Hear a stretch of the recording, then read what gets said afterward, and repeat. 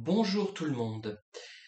Vous savez sans doute que parfois, il m'arrive de regarder des vidéos de youtubeurs sur les pervers, sur les personnes nocives, sur les personnes manipulatrices d'une manière générale, ou sur d'autres thèmes. Ça peut être de la musculation, de la gymnastique, et aussi ce qu'on appelle le développement personnel. Mais pour moi, c'est un petit peu une notion un petit peu négative qui concerne un peu, pas des illuminés, mais presque. Enfin, mais il y a aussi des personnes qui sont vraiment dans le vrai développement personnel, j'ai envie de dire, qui font ça sérieusement, sans tomber dans les excès. Voilà. Et donc, je commence souvent à regarder les vidéos, mais je les interromps très vite. D'ailleurs, certains m'en suggèrent, pourquoi pas, mais au bout de, allez, 3 4 minutes, euh, je les laisse tomber la plupart du temps, enfin souvent, 9 fois sur 10, on va dire, parce que je trouve que leur point de vue est tellement simpliste et parfois tellement mercantile qu'elles n'ont pas de portée. Parfois, ce sont des gens qui découvrent une thématique et qui finalement expriment des banalités sur cette thématique. Et j'ai remarqué d'ailleurs que ces personnes attiraient beaucoup de public. Et c'est vrai que ça me vexe un peu parce que je me dis, euh, je pense ne pas, enfin, à mes débuts, si j'ai été simpliste, mais maintenant ne pas être simpliste à ce point-là. Enfin, pas tous, il y a aussi des bonnes vidéos, pas de problème. Il y en a d'autres qui sont entre les deux, euh, où je trouve qu'effectivement c'est intéressant, mais c'est un petit peu pour des personnes qui débutent sur une thématique. Je pense notamment à une psy à la maison. Moi, je trouve qu'elle s'adresse plutôt à des personnes qui débutent sur la thématique des pervers. Elle ne va pas assez loin, à mon sens, dans l'analyse. Enfin, généralement. Mais c'est quand même intéressant. Et d'ailleurs, c'est quand même une précurseuse, est-ce que ça se dit, ou une précurseur, je ne sais pas. Précurseur, on va dire. Donc, même si j'ai été critique vis-à-vis d'elle, et d'ailleurs, les critiques ne passent pas, j'ai remarqué, et je comprends. Moi aussi, je suis épidermique, je me vexe facilement, mais en même temps, à partir du moment où je prends la peine de citer la personne et de la critiquer, c'est qu'elle présente quand même un intérêt assez fort.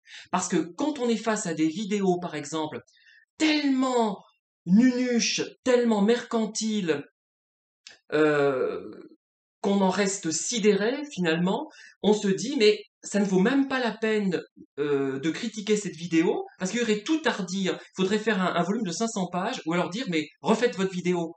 Mais je suis un peu méchant, un peu injuste parce que j'ai fait aussi des vidéos assez lamentables par moment que j'ai parfois laissées, qui d'ailleurs ont eu plus de succès parfois que les autres, et ça m'a un peu vexé. Les vidéos vraiment intéressantes où je touche des points essentiels à mon sens et je ne pense pas me tromper. Je suis assez, j'ai peu de certitudes, mais quand j'en ai, elles sont vraiment euh, presque validées finalement, pour moi, du moins. Voilà. Donc, si je me permets d'être critique vis-à-vis de certaines vidéos, c'est parce qu'elles ont un certain intérêt, et je l'ai été notamment, et là j'en viens vraiment au cœur de mon sujet, vis-à-vis des vidéos de Christine Mortamé.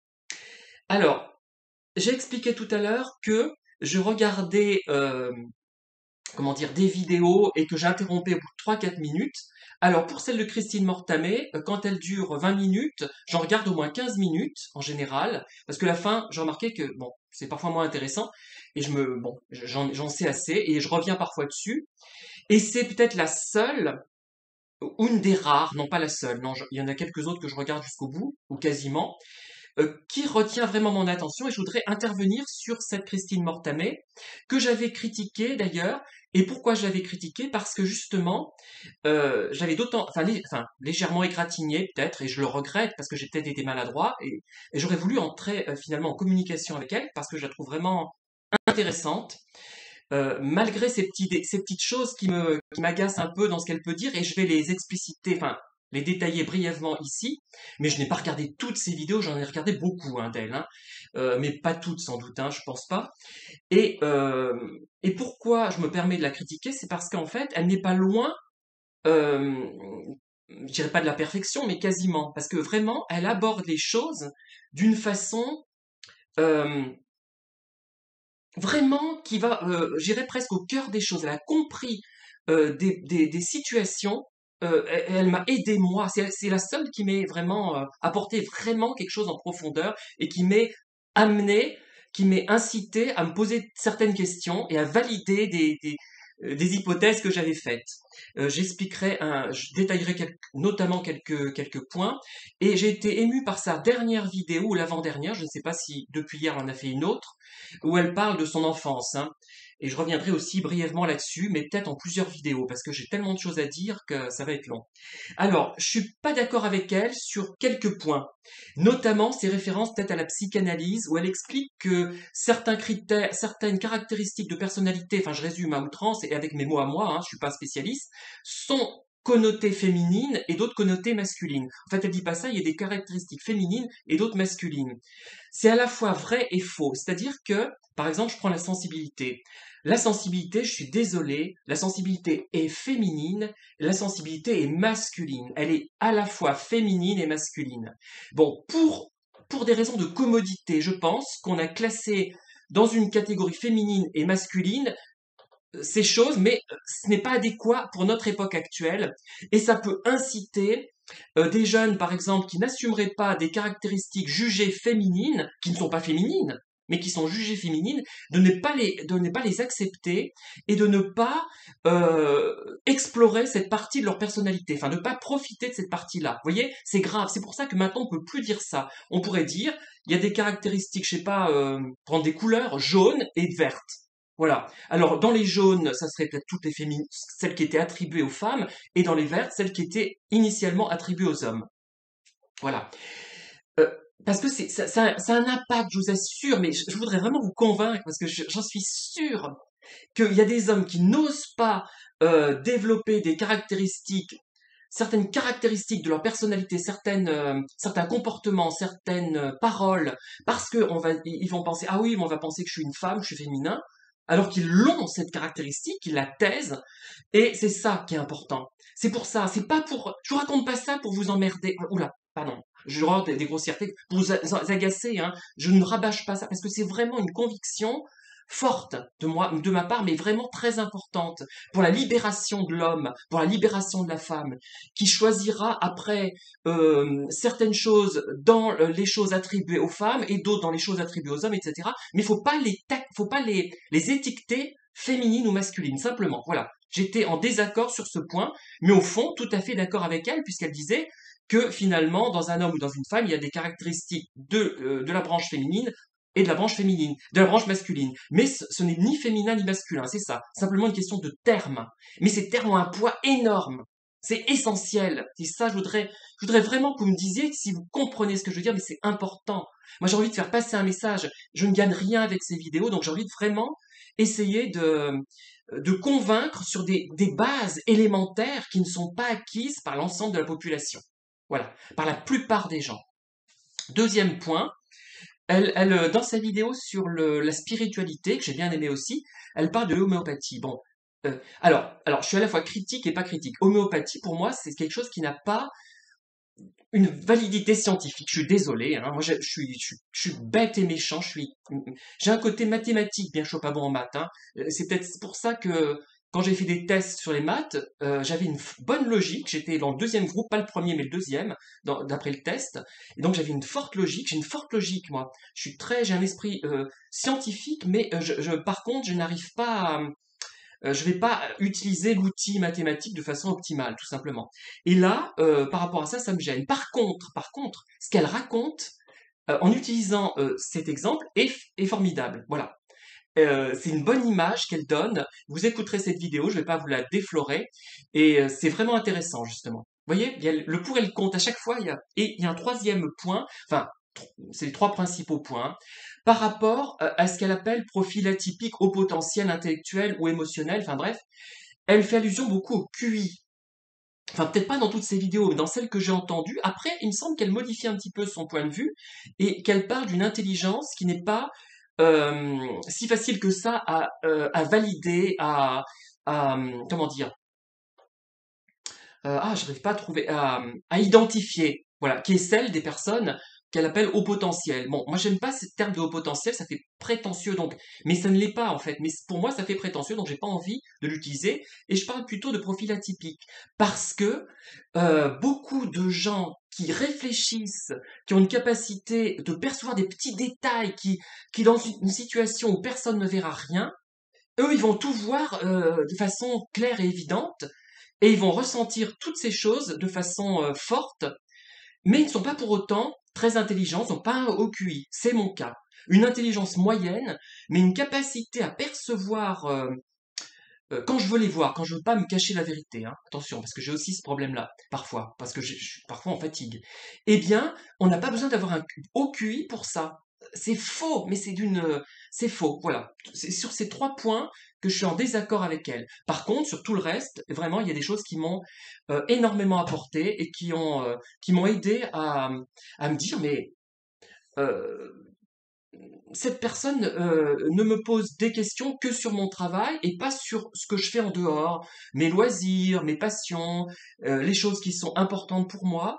Et elles axent tout là-dessus. Elle répond, Christine Mortamé, dans une vidéo, en disant, ben, avec des personnes un peu atypiques, la relation, elle est finie à partir de cette question-là. Si toutefois, il y a que cette question, attention, hein, faut quand même pas non plus être trop extrême. Voilà, elle est finie la relation. Et elle avait bien résumé, parce que moi, ça me dérangeait terriblement qu'on me pose des questions uniquement sur mon travail. Si on me posait des questions sur tout, ça me gênait pas. Mais il y a des gens qui axent là-dessus. On avait l'impression qu'ils voulaient savoir si on avait des sous, quoi, si on était fréquentable, pour voir. Et ils pensaient que le fait d'exercer une certaine fonction suffisait à nous cataloguer d'une branche, comment dire, euh, dans un état d'esprit. Mais c'est faux. Ça donne une première. Le travail, c'est peut-être 25% de la personnalité de la mienne, par exemple. Ça n'est pas significatif. Mon travail, je ne l'ai pas choisi. Je subis la concurrence, je subis l'homophobie, hein, il faut le dire. Hein. Je subis le fait que j'ai 56 ans. Enfin, j'ai été recruté il y a 7 ans, donc j'ai pas subi ça. Mais bon, je subissais le fait que j'avais 49 ans, etc. Le manque de relations, le fait que je sois bizarre dans mes relations, etc. Voilà, donc je l'ai pas choisi. Si j'avais pu choisir mon travail, ben, j'aurais choisi autre chose. C'est pas non plus complètement opposé à ma personnalité non plus, hein, mais voilà. Donc, et donc cette Christine Mortamé, elle me fait réfléchir sur des thèmes et elle a, de façon donc non consciente, parce que c'est peut-être pas son rôle, hein, parce que elle m'a orienté vers des sujets, elle m'a fait réfléchir à des sujets et je les ai développés dans mes vidéos, plus ou moins bien d'ailleurs. Mais ce que je regrette, c'est que les vidéos qui vraiment me tiennent à cœur ne sont pas perçues comme les plus intéressantes. Voilà. Et il y a des choses qui paraissent secondaires, mais qui sont extrêmement importantes dans les rapports humains et qui montrent que beaucoup de gens ne réfléchissent pas, tout simplement. Hein.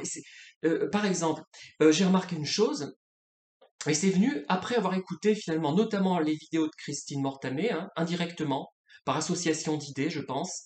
Il y a des gens qui vous disent qui ne sont pas homophobes, par exemple. Je prends cet exemple parce que je le maîtrise bien. Et ils vont être vexés si on pense qu'ils sont homos. Pourquoi? Ça veut dire qu'ils associent à l'homosexualité des caractéristiques négatives, puisqu'ils ne veulent pas les endosser. Si pour eux, être homo ou hétéro, c'était neutre, ils ne seraient pas vexés qu'on les prenne pour des homos. Parce qu'il y a des stéréotypes associés aux homos, qui sont vrais ou pas vrais, d'ailleurs il y a les deux, hein. Il y a de toutes sortes d'homos, et comme je l'ai expliqué dans une vidéo très courte, il y a des homos qui font plus hétéros que les hétéros, hein, et qu'on ne distingue d'ailleurs pas. Et d'ailleurs, j'ai remarqué aussi que on peut être homo, mais à condition de pas être comme moi, c'est-à-dire de pas transgresser les codes, c'est-à-dire qu'il faut donner une poignée de main à un homme. Enfin, dans nos régions, hein. Après, apparemment, dans le sud de la France, c'est un peu différent.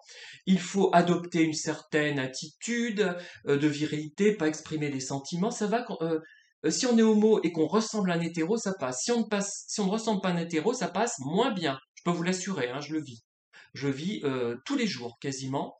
On passe pour bizarre, voilà. Et en fait, moi, je suis entouré de gens, et je repense à Christine Mortamé, qui a une scolarité difficile, mais en fait, j'ai l'impression d'être, peut-être aussi que je me suis intéressé à la psychologie quand même, j'ai l'impression d'être, c'est horrible ce que je vais dire, mais de percevoir ce que la plupart des gens ne comprennent pas, ne perçoivent pas. Et au bout d'un moment, c'est assez pénible parce que je me dis, mais j'aurais peut-être dû aller plus loin j'avais peut-être des capacités qui n'ont pas pu être exploitées, je sais pas, mais parce que il y a des évidences euh, qui me crèvent les yeux, mais qui sont des évidences. Et puis après, quand je parle à des gens intelligents et qui ont fait quelques études universitaires, souvent ça aide, hein, eh bien, je me rends compte qu'ils pensent comme moi. Ils disent, mais oui, c'est une évidence, mais plein de gens ne pensent pas ça. Je dis, mais qu'est-ce qu'ils sont? Où ils sont?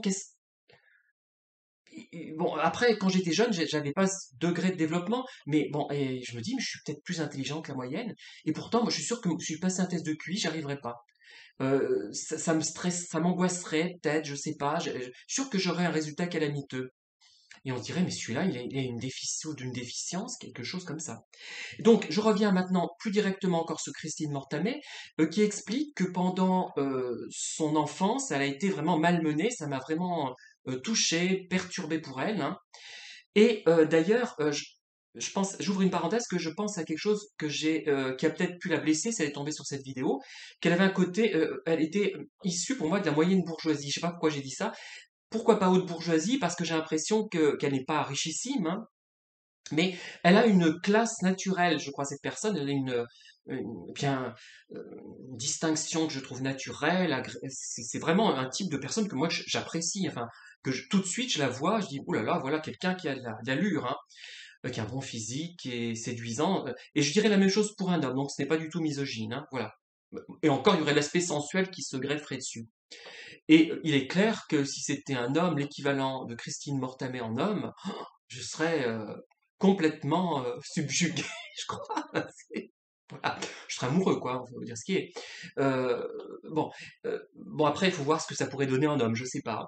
Mais il y a quelqu'un qui raconte que son visage porte les stigmates de je sais pas quoi, j'ai pas bien compris. Son visage ne porte aucune, enfin, pas de stigmates, hein. Je vois pas les stigmates sur son visage. J'ai pas compris le truc. Sa souffrance, est-ce qu'elle se voit? Je sais pas. Oui, dans un sens, puisqu'elle aborde des sujets qui font allusion à cette souffrance, enfin, de son public, de ses patients et d'elle-même. Donc forcément, ça se reflète sur son visage. Mais sinon, non, moi je trouve qu'il y a vraiment des choses incongrues. Et moi je me suis reconnu un peu dans ce harcèlement scolaire. Moi je l'ai pas subi de la même façon. J'ai pas subi en primaire, j'étais simplement isolé parce que bon, j'étais homo et j'étais, alors comme je vous l'ai expliqué, à la fois attiré par des activités connotées masculines et connotées féminines.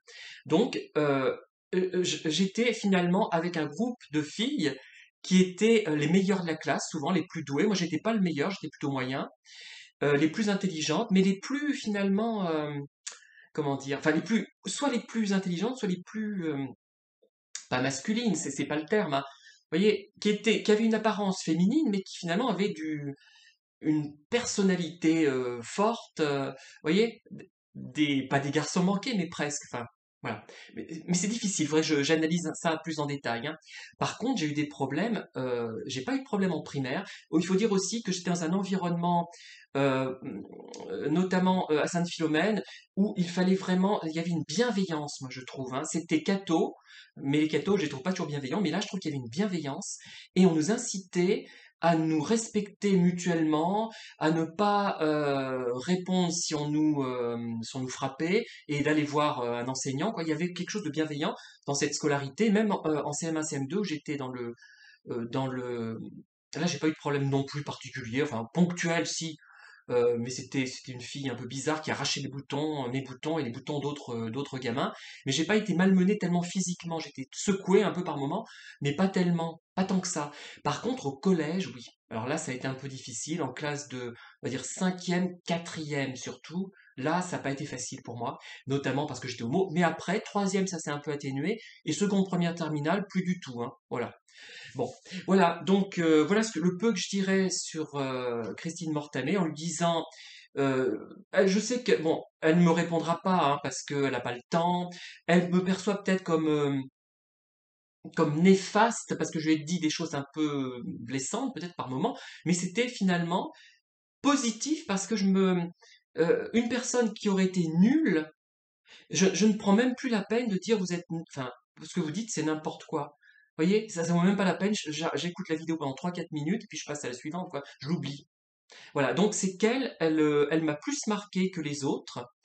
parce qu'elle m'a fait réfléchir. C'est une des personnes qui m'a fait réfléchir. C'est ça, c'est le plus important. Qui ne donne pas forcément des recettes, mais qui donne finalement des pistes, enfin, mais volontairement ou non d'ailleurs, mais elle donne des choses sur lesquelles on peut se raccrocher et qui vont susciter une réflexion et susciter des vidéos bavardes d'ailleurs comme celle-là. Voilà, merci de m'avoir écouté.